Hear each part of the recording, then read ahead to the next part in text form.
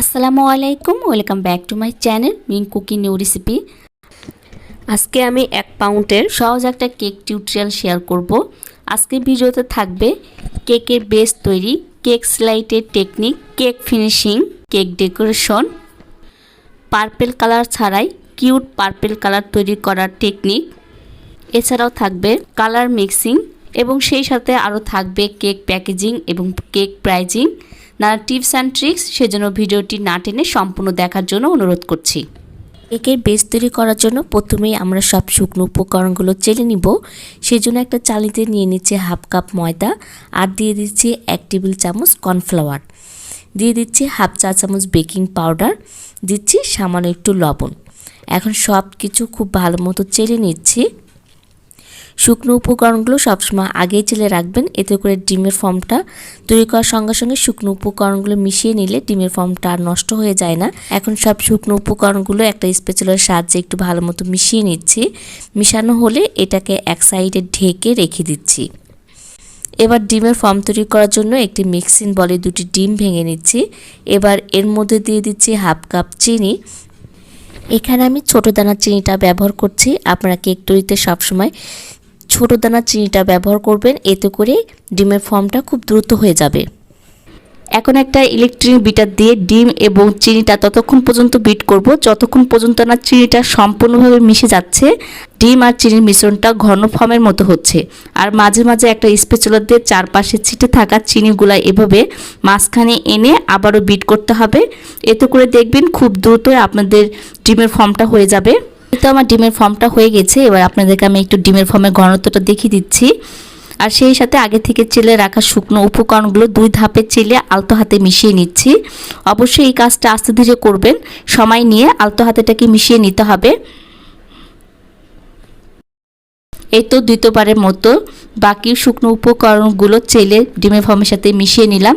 এবার কেকের ব্যাটারের ঘনত্বটা আপনাদের দেখিয়ে দিচ্ছি কেমন হবে। 6 ইঞ্চি একটা মোল্ডে নিচে বেকিং পেপার বিছিয়ে দিয়ে কেকের ব্যাটারটা ঢেলে নিচ্ছি। এবার একটা কাঠি দিয়ে কেকের চারপাশে এরকম ঘুরিয়ে নিচ্ছি। এতে করে কেকটা বেক করার পরে কেকটা মাঝখানে উঁচু হবে না, চারপাশে সুন্দরভাবে ফ্ল্যাটভাবে কেকটা বেক হবে। এবার কয়েকবার ট্যাপ করে নিলাম। এবার এটাকে 180 ডিগ্রি সেলসিয়াসে 10 মিনিট ফ্রি হিট করা ওভেনে আপ ডাউন হিট অন করে এটাকে 30 থেকে 35 মিনিটের জন্য বেক করে নিয়েছি। আর যাদের কাছে ওভেন নেই তারাও কিন্তু চুলাতে কীভাবে পারফেক্টভাবে কেক তৈরি করতে পারবেন এই নিয়ে ডিটেলসে আমার অনেকগুলো ভিডিও আছে। সবগুলো ভিডিও ডিসক্রিপশন বক্সে লিঙ্ক দেওয়া থাকবে।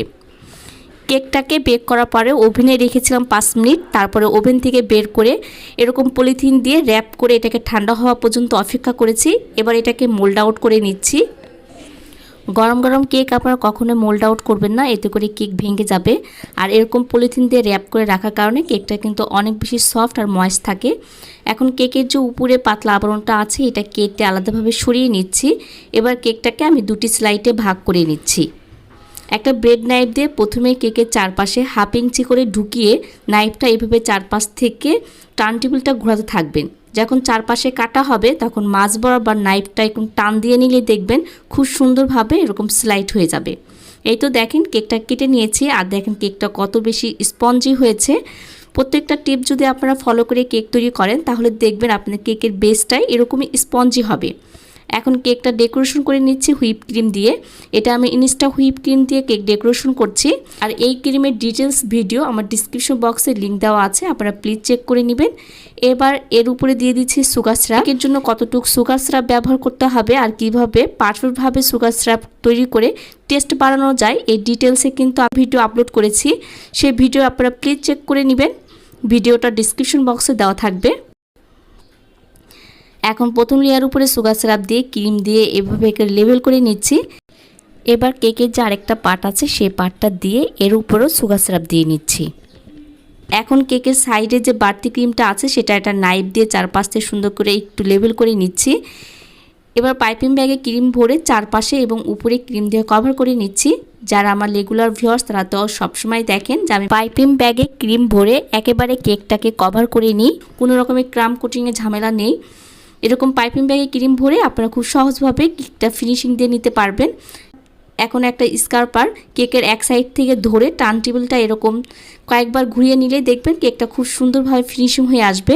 আর যেখানে যেখানে দেখবেন কেকটা একটু ক্রিমটা উঠে আসছে আর ক্রিমটা গর্ত হয়ে গেছে, সেখানে আবারও একটু ক্রিম লাগিয়ে আবার এরকম স্কার্পারটা টান দিবেন, তাহলে দেখবেন খুব সুন্দরভাবে ফিনিশিং হয়ে যাবে। উপরের দিকটাও ফিনিশিং করে নিচ্ছি। উপরের দিকটা মোটামুটি ফিনিশিং করা হয়ে গেছে। এখন সাইডে আবারও স্কার্পার দিয়ে এরকম করে টেনে ফিনিশিং দিয়ে নিচ্ছি। এবার সাইডে জিগজ্যাগ ডিজাইন করার জন্য স্কার্পারের জিগজ্যাগ পার্টটা দিয়ে এরকম করে টান দিয়ে নিয়ে এরকম ডিজাইন করে নিচ্ছি। এতে করে কেকটা দেখতে অনেক বেশি কিউট লাগে। এই তো কেকটা ফিনিশিং দিয়ে নিয়েছি এবং সেই জন্য এখানে আমি কিছুটা পরিমাণে হুইপ ক্রিম নিচ্ছি পার্পল কালার জন্য। আজকে আমি পার্পল কালার ছাড়াই আজকে আপনাদের পার্পল কালার করে দেখাবো। এর জন্য এখানে আমি রেডমিনের পিঙ্ক কালার নিয়েছি কয়েক ফোঁটা, আর দিচ্ছি এখানে সামান্য একটু ব্লু কালার। মানে আপনারা যদি 2 ফোঁটা পিঙ্ক কালার দেন তাহলে 1 ফোঁটা ব্লু কালার দিবেন। এই সম পরিমাণে আপনারা কালারটা বাড়িয়ে নেবেন। এই তো দেখেন কি সুন্দর একটা কালার চলে এসেছে। এখন কেকটা ডেকোরেশন করে নিব। সেজন্য এরকম একটা কৌটার মুখ নিয়ে নিয়েছি। এবার কেকের এক সাইডে এরকম 3টা দাগ দিয়ে নিচ্ছি আর অপর পাশে একটা দাগ দিয়ে নিচ্ছি।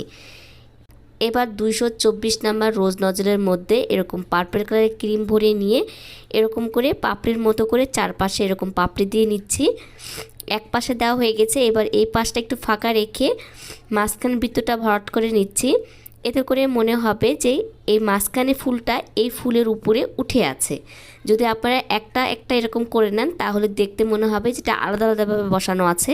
সেজন্য আমি এভাবে এই টেকনিকে বসাচ্ছি। আপনারা একটু লক্ষ্য করুন, দেখেন এখন বসানোর পরে মনে হচ্ছে যে মাঝখানে ফুলের উপরে দ্বিতীয় পাপড়িটা উঠে আছে। এই তো 3টা ফুলেরই আমার প্রথম লাইনে পাপড়ি দেওয়া হয়ে গেছে। এবার দ্বিতীয় লাইনে পাপড়িগুলো দিয়ে দিচ্ছি। আমি আজকে ফুলগুলোতে 2টি লাইন করে দিব, তবে আপনাদের ফুলগুলো যদি আরেকটু বড় হয় সেক্ষেত্রে কিন্তু আপনারা 3টি লাইনও দিয়ে নিতে পারবেন। আসলে ফুলটা আপনারা কিভাবে গর্জিয়াস করবেন আর কিভাবে ডেকোরেশন করবেন এটা সম্পূর্ণ আপনাদের নিজেদের উপরে। আমি আপনাদের শুধু টেকনিকটা দেখিয়ে দিচ্ছি। আর আমার কেকটা যেহেতু 1 পাউন্ডের কেক, সেজন্য কেকের বেসটাও ছোট, এই জন্য ছোটো সাইজে ফুল তৈরি করার কারণে আমি এখানে 2টি করে লাইন দিয়ে দিচ্ছি। এই তো আমার 2টি ফুল হয়ে গেছে। এবার 3 নাম্বার ফুলটাও তৈরি করে নিচ্ছি। এবার অপর পাশে একটা ফুল তৈরি করে নিচ্ছি। এবার এর মাঝে ভিতরে লাইনটাও করে নিচ্ছি।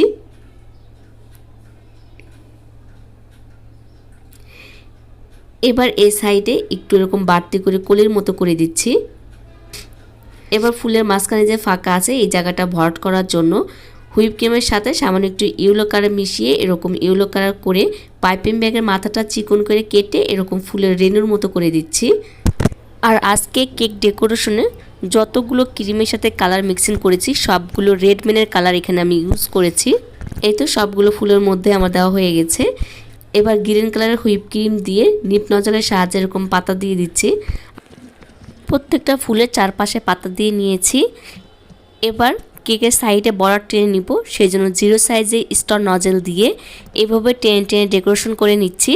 এই তো এরকম নজলটা ধরে টান দিয়ে এক পাশ থেকে এরকম ধরে টান দিয়ে নিলে দেখবেন সুন্দরভাবে ডিজাইন হয়ে যাবে। নিচের সাইডটা বর্ডার টেনে নিয়েছি। আজকের এই কেক সম্পর্কে আপনাদের যদি কোনো প্রশ্ন থাকে তাহলে অবশ্যই কমেন্ট করতে পারেন, আমি রিপ্লাই দেব ইনশাআল্লাহ। এখন কেকটাকে আপনাদেরকে আমি ওজন করে দেখিয়ে দিচ্ছি। কেকটির ওজন হয়েছিল 568 গ্রাম, 1.5 পাউন্ড থেকে সামান্য একটু কম হয়েছে। আমি প্রতি পাউন্ড কেকের দাম 600 টাকা করে রাখি, সেই জন্য এই কেকটার দাম রেখেছিলাম 750 টাকা। আজকের কেক টিউটোরিয়ালটা যদি আপনাদের কাছে ভালো লেগে থাকে তাহলে অবশ্যই ভিডিওতে একটি লাইক দিয়ে চ্যানেল সাবস্ক্রাইব করে পাশেই থাকবেন। আর যারা ফেসবুক পেজ থেকে ভিডিওটি দেখছেন তারা অবশ্যই ভিডিওতে একটি লাইক দিয়ে পেজটা ফলো দিয়ে রাখবেন। এতক্ষণ ভিডিওটি দেখার জন্য সবাইকে অসংখ্য ধন্যবাদ। আল্লাহ হাফেজ।